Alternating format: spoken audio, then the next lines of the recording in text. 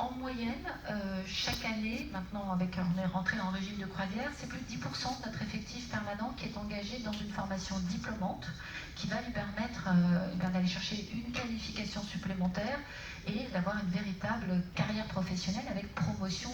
Évidemment, je vois là un triple bénéfice. D'abord, ça me permet de former la relève et on mise. Est-ce que c'est suffisant pour actuellement? Alors, qu'est-ce qu'on veut dire suffisant? En tout cas, aujourd'hui, moi, je pourvois mes postes et ça, c'est vraiment grâce à l'alternance sur les aides-soignants.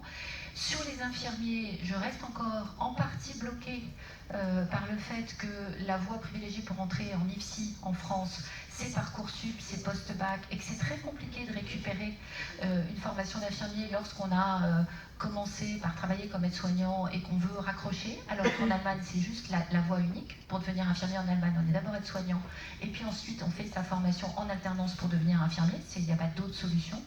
Donc ça, c'est vraiment un blocage qu'on n'arrive pas à lever malgré tous les travaux qui ont pu avoir lieu. Et je dirais... Je faire partie d'une proposition.